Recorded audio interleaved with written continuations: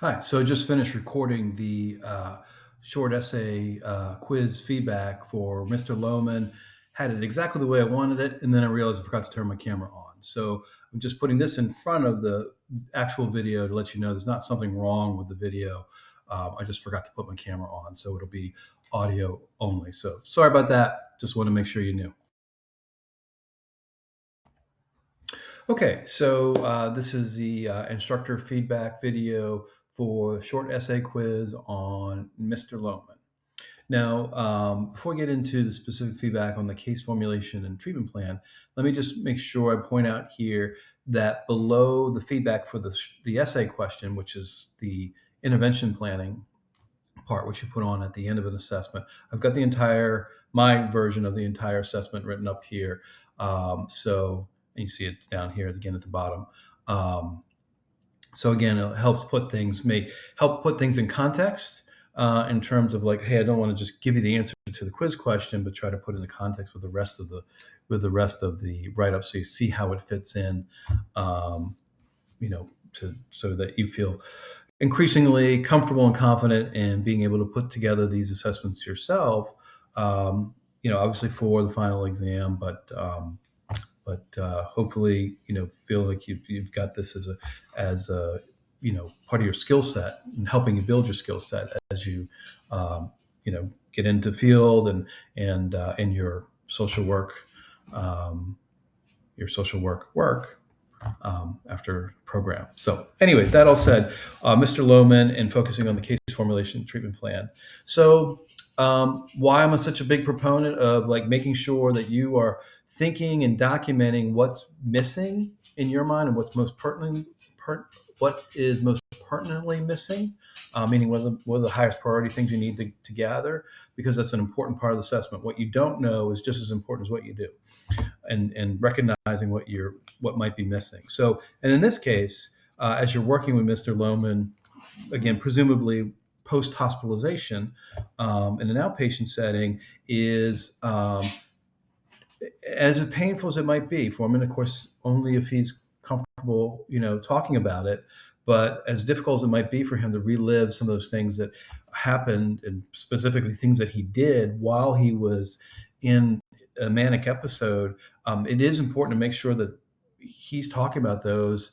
So he's not holding it all in, and two, so you can get a sense of like what kind of things maybe he be worried about, what may practical consequences in terms of finance or legal consequences, or broken relationships, friendships, etc.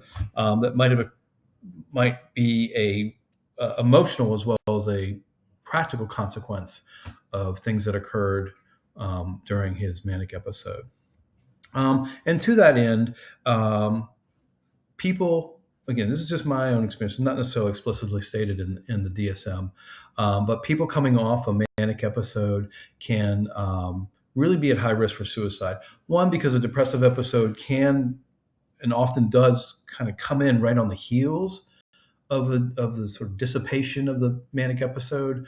Um, but even absent of that, just dealing with the consequences of what may have happened during the manic episode can really create some level of depression for somebody. They may have, like I said, financial problems or relationship problems or legal problems that are a consequence of that manic episode, that are causing a crisis within them, and may even spur suicide ideation or more. So monitoring for that and encouraging Mr. Loma to talk about it, whatever he might be experiencing. The other therapy topic that I think will come up, and this is alluded to in the sort of the part two of this video, is um, not just adjusting to the medications, because the script implies he's been on these medicines before, probably medications like lithium, for example, um, but also the emotional adjustment, because there are some harsh realities to having to take medications like lithium long term, and those are side effects that can be something you deal with on a day to day, like muscle stiffness, for example, and then there's longer term consequences, which can include organ failure, later in life. and that's specific to lithium. Um, but other mood stabilizing antipsychotic drugs can have similar side effects and similar long term risks. So getting them adjusted to that, like that's a really hard thing for a person, to get their head around. I would imagine, to like, hey, you have to take these medications to stave off and mitigate the risk of another manic episode, but these medications are going to cause immediate problems in your daily life, and they could cause catastrophic problems in your health later in life. So that's a big ask to say, well, go ahead and take it anyway, right? So I think that's a good therapy topic. Okay, so and again, hope you take a look at the whole write up there, and so hopefully that sort of puts this all in more context for you. And yeah, so that's our feedback on Mr. Loman. And as always, I hope you find the content helpful.